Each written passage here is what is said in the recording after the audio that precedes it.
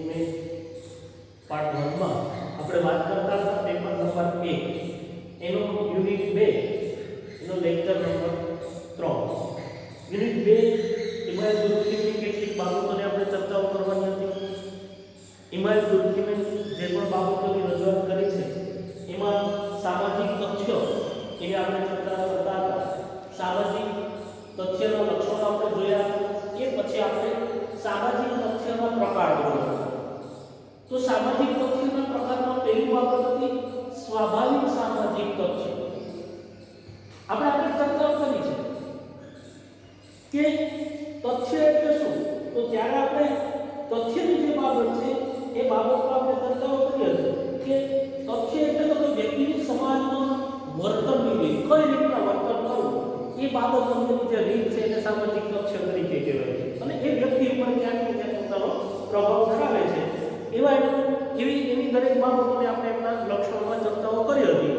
એ પછી સામાજિક તથ્યોના જે પ્રકારો છે એ પ્રકારોની ચર્ચાઓ કરવાની છે. એમાં પહેલી બાબત છે સ્વાભાવિક સામાજિક તથ્ય. તો એમાં શું કીધું, ઉત્ક્રાંતિ પામતા વિવિધ સમાજોમાં અમુક ચોક્કસ સમયના વિકાસના ચોક્કસ તબક્કે જે સામાજિક તથ્યો સરેરાશ રીતે પ્રવર્તતા હોય તેને સ્વાભાવિક સામાજિક તથ્યો કહેવાય છે. સ્વાભાવિક સામાજિક તથ્યોનું સ્વરૂપ સ્પષ્ટ કરતા દુઃખીને કહ્યું કે કેટલીક સામાજિક ઘટનાઓ માનવ જાતિમાં બધે જોવા મળે છે. થોડી વ્યક્તિઓને બાદ કરતા મોટાભાગની વ્યક્તિની બાબતમાં કેટલીક ઘટનાઓ સામાન્યપણે પ્રવર્તી હોય છે. સમાજની મોટાભાગની વ્યક્તિના જીવનમાં જોવા મળતી આવી સામાન્ય અને સરેરાશ સામાજિક પરિસ્થિતિઓને દુર્ખીને સ્વાભાવિક સામાજિક તથ્ય તરીકે ઓળખાવેલી છે. અહીંયા પહેલી બાબત શું કીધું કે ઉત્ક્રાંતિ પામતા વિવિધ સમાજો. ઉત્ક્રાંતિ એટલે કે સતત ને સતત વિકાસ થતો હોય.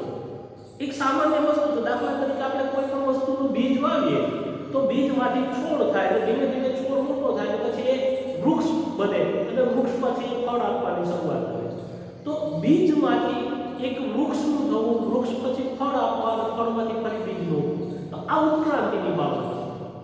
આપણે આગળ જોઈએ કે એક પ્રાણી અવસ્થામાંથી માનવ અવસ્થામાં વિકાસ થવો, માનવ અવસ્થામાંથી આધુનિક માનવ અવસ્થામાં વિકાસ પામવો એ માનવ જીવનની ઉત્ક્રાંતિ છે. તો અહીંયા કીધું કે માનવ જીવનની ઉત્ક્રાંતિ છે એ ઉત્ક્રાંતિ પામતા વિવિધ સમાજોમાં અત્યારે અલગ અલગ સમાજોનો જે વિકાસ થાય છે એમાં અમુક ચોક્કસ સમયના વિકાસની સાથે સમયગાળા મુજબ છે સમાજ વિકાસ પામતા જાય છે.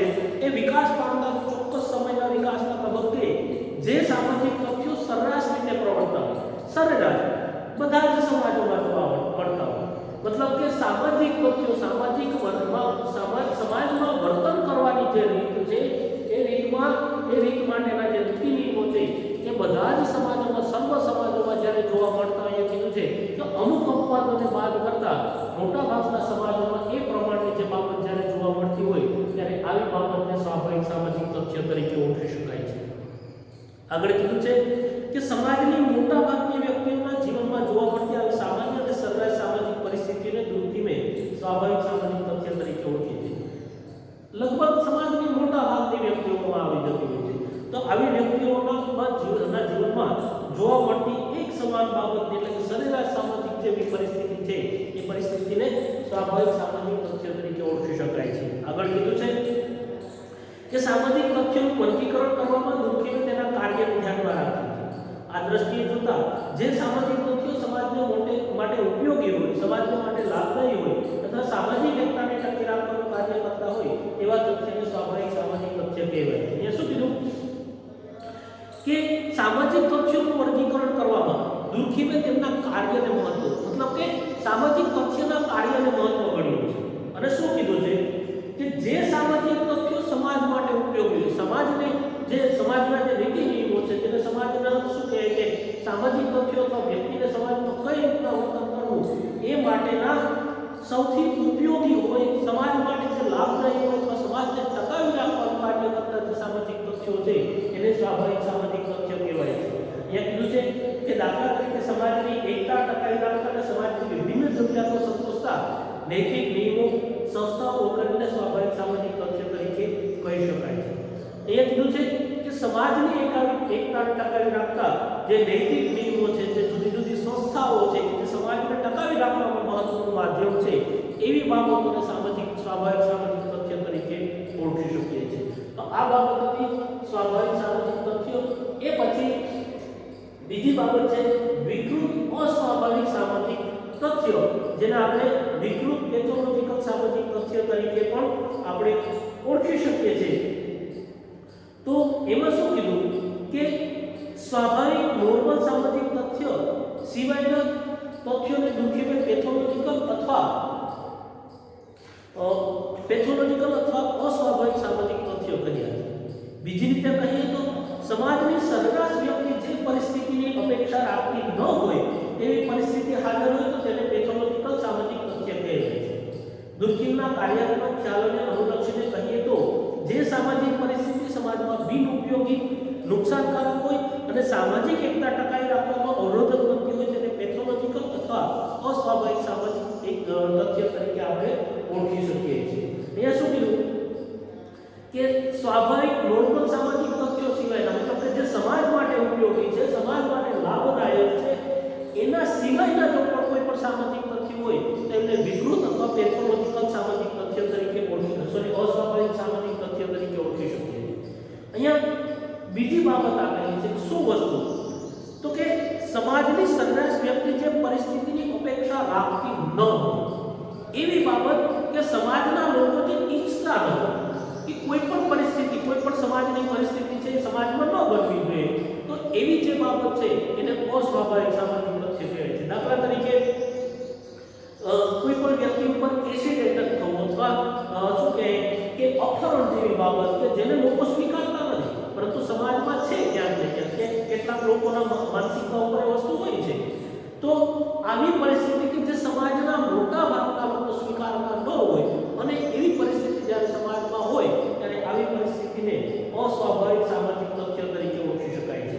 અહીંયા કીધું છે કે દુર્કિમના કાર્યાત્મક ખ્યાલને અનુલક્ષીને કહીએ તો જે સામાજિક પરિસ્થિતિ સમાજમાં બિનઉપયોગી, નુકસાનકારક હોય અને સામાજિક એકતા ટકાવી રાખવામાં અવરોધક બનતી હોય તેને પેથોલોજીકલ સામાજિક તથ્ય કહેવાય છે. એ કીધું છે કે કેવી બાબતો, તો એવી પરિસ્થિતિ જે સમાજમાં બિનઉપયોગી, જે સમાજ માટે નુકસાનકારક હોય અથવા સામાજિક એકતાને ટકાવી રાખવામાં જે પરિસ્થિતિ છે એ અવરોધક બનતી હોય તો આવી દરેક પરિસ્થિતિને પેથોલોજીકલ અથવા અસ્વાભાવિક સામાજિક તથ્ય તરીકે આપણે ઓળખી શકીએ છીએ. આગળ કીધું છે કે ઉદાહરણ તરીકે જોઈએ તો સામાન્ય રીતે શ્રમ વિભાજન નોર્મલ સામાજિક તથ્ય, શ્રમ વિભાજન, કામની વહેંચણી એ નોર્મલ બાબત છે, પરંતુ દબાણપૂર્વકનું શ્રમ વિભાજન સામાજિક એકતાને ઘટાડે છે. આજે આવા દબાણપૂર્વકના સામાજિક શ્રમ વિભાજનને પેથોલોજીકલ સામાજિક તથ્ય કહેવાય છે. શ્રમ વિભાજન નોર્મલી રીતના, દાખલા તરીકે હું જે બાબતમાં મને જે બાબતની આવડત છે એ બાબતમાં મને કામ સોંપવામાં આવે તો બરોબર છે, પરંતુ મને જે વસ્તુ નથી ફાવતી અથવા મને જે કામ નથી આવડતું એ બાબત મારી ઉપર દબાણપૂર્વક જ્યારે થોપી બેસાડવામાં આવે ત્યારે આ બાબત છે એને લીધે સમાજમાં મારા તરફથી ક્યાંક ને ક્યાંક અવ્યવસ્થા ઊભી થાય છે અને આ બાબત છે એને પેથોલોજીકલ અથવા વિકૃત અસ્વાભાવિક સામાજિક તથ્ય તરીકે આપણે ઓળખી શકીએ છીએ. તો આ બે બાબત છે સામાજિક તથ્યના પ્રકાર હતા. એ પછી અહીંયા આગળની બાબત છે સામાજિક તથ્યના ખ્યાલની આલોચના. તો એમાં પહેલી બાબત છે વૈજ્ઞાનિક સમાજશાસ્ત્રના નિર્માણમાં દુર્કિમનો સામાજિક તથ્યનો ખ્યાલ મહત્વના પ્રદાન તરીકે ગણાય છે. અહીંયા એમની આલોચના, મતલબ કે શું કહે કે દુર્કિમે જે પોતાના સામાજિક તથ્યની ખ્યાલ આપેલા છે એની આલોચના, મતલબ કે સારી અને ખરાબ જે પણ બાબતો હોય અહીંયા કેટલીક વિગતો આપેલી છે. એમાં પહેલી બાબત શું છે તો કે વૈજ્ઞાનિક સમાજશાસ્ત્રના નિર્માણમાં દુર્કિમનો સામાજિક તથ્યનો ખ્યાલ મહત્વના પ્રદાન તરીકે ગણાય છે. જે વૈજ્ઞાનિક પદ્ધતિ દ્વારા સંશોધન, શું કીધું છે, વૈજ્ઞાનિક સમાજશાસ્ત્રના નિર્માણ, પદ્ધતિશાસ્ત્રનો અથવા પદ્ધતિસર જે સમાજશાસ્ત્ર છે એના નિર્માણ માટે અથવા એના વિકાસ માટે સામાજિક તથ્યનો ખ્યાલ છે મહત્વના પ્રદાન તરીકે ગણાય છે. એમાં કીધું છે કે સમાજશાસ્ત્રના અભ્યાસ ક્ષેત્રની ચોક્કસ હદમર્યાદા નિર્ધારિત કરી આપવામાં અને સમાજશાસ્ત્રીય અભ્યાસ પદ્ધતિની નિશ્ચિત રૂપરેખા દોરી આપવામાં દુર્કિમનો સામાજિક તથ્યનો ખ્યાલ તેનું મહત્વનું પ્રદાન કરે છે. સમાજશાસ્ત્રના અભ્યાસ ક્ષેત્ર મતલબ કે કઈ બાબત સમાજશાસ્ત્રમાં સમાવેશ થાય છે. અમુક સમયગાળો હતો ત્યારે સમાજશાસ્ત્રમાં બધા જ શાસ્ત્રોનો સમાવેશ લેવામાં આવતો જેથી કરીને એનો અભ્યાસ કરવો અશક્ય હતો. પરંતુ દુર્કિમ દ્વારા જે પણ વિચારો આપવામાં આવ્યા છે, દુર્કિમ દ્વારા જે નવી પદ્ધતિઓ આપવામાં આવેલી છે એ મુજબ ચોક્કસ મર્યાદા, મતલબ કે સમાજશાસ્ત્ર તો તો એવી હદ મર્યાદા નિર્ધારિત કરવામાં અને સમાજશાસ્ત્રી અભ્યાસ પદ્ધતિની નિશ્ચિત રૂપે સમાજશાસ્ત્રમાં અથવા સમાજશાસ્ત્રનો અભ્યાસ કઈ રીતના કરી શકાય, કઈ પદ્ધતિથી કરી શકાય એ માટેની રૂપરેખા આપવામાં દુર્કીમનો સામાજિક તથ્યનો ખ્યાલ મહત્વનો પ્રદાન છે.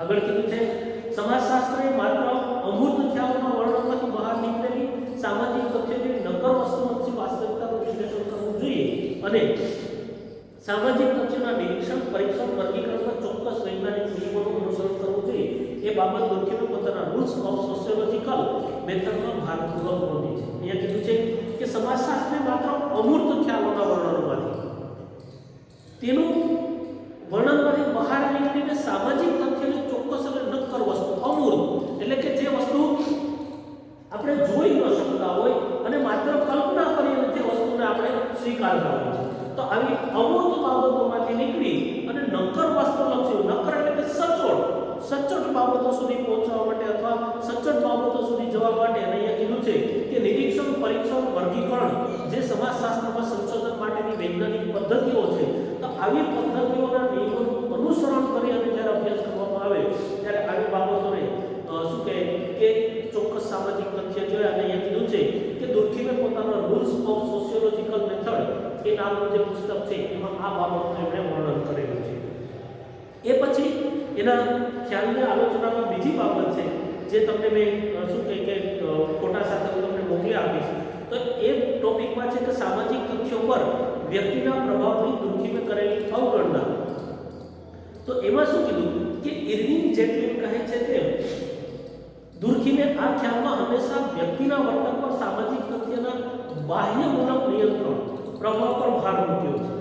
સમાજમાં વ્યક્તિનું વર્તન સામાજિક તથ્યના બાહ્ય દબાણથી નિયંત્રિત થાય છે એમ દુર્કીમે કહ્યું છે. પરંતુ સામાજિક તથ્યોમાં પરિવર્તન લાવવાની વ્યક્તિ ક્ષમતા ધરાવે છે એ બાબતે તેમણે અવગણના કરી છે.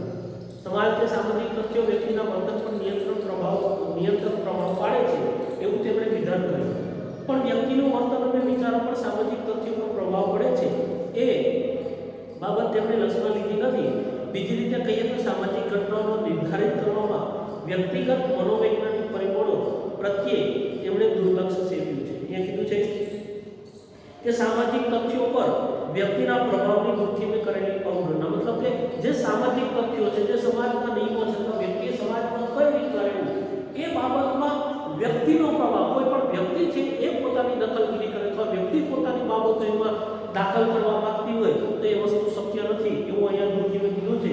અહીંયા કીધું છે કે સમાજમાં વ્યક્તિનું વર્તન સામાજિક તથ્યના બાહ્ય દબાણથી નિયંત્રિત થાય છે એમ દુર્કીમે કહ્યું છે. વ્યક્તિનો સામાજિક તથ્યો ઉપર પ્રભાવ નહીં, પરંતુ સામાજિક તથ્યોનો વ્યક્તિ ઉપર દબાણ લાવે છે અથવા વ્યક્તિને નિયંત્રિત કરવામાં મહત્વનું માધ્યમ છે એવું એમણે અહીંયા કીધું છે. એ પછીની આગળની બાબત છે કે સામાજિક તથ્યના સર્જનમાં વ્યક્તિની ક્રિયાશીલતા સામાજિક તથ્યના સર્જનમાં વ્યક્તિની ક્રિયાશીલતાની દુર્કીમે કરેલી અવગણના. તો એમાં શું કીધું કે દુર્કીમના મતે સામાજિક તથ્યોનું વાસ્તવિકરણ કે પ્રકટીકરણ માનવ વર્તનમાં થતું હોવા છતાં આખરે તો સામાજિક તથ્યો સમૂહ જીવનની પેદાશ છે, વ્યક્તિની પેદાશ નથી. આમ સામાજિક તથ્યોના સર્જનમાં દુર્કીમે વ્યક્તિને તો કેવળ નિષ્ક્રિય રમકડા જેવી કરી છે. સામાજિક તથ્યોના સર્જનમાં વ્યક્તિની સક્રિયતા પ્રત્યે દુર્લભ કરવામાં આવ્યું છે. સામાજિક તથ્યના ઘડતરમાં અને સર્જનમાં દુર્કીમે હંમેશા વ્યક્તિગત ઈચ્છાની અવગણના કરી છે અને વ્યક્તિની ઈચ્છા સામાજિક તથ્ય જેવી બાહ્ય વસ્તુથી જ નિર્ધારિત થતી હોવાનો ખ્યાલ કર્યો છે.